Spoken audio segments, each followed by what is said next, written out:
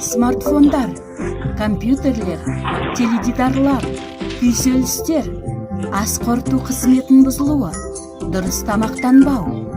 Осы жағдайлар қазіргі заманғы адамдарға ықпалын тигізуде.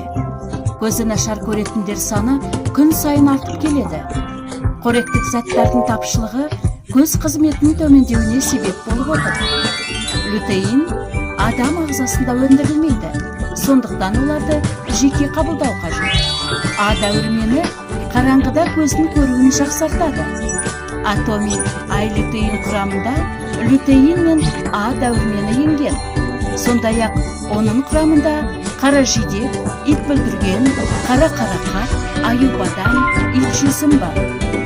Егер жас ерекшелігіне қарай көзіңіз нашар көретін болса, көлікті қараңғы тәулікте жиі жүргізсеңіз, компьютер мен теледидарды жиі көрсеңіз, көзіңіздің саулығына Атоми ай-лютеинді қолданыңыз.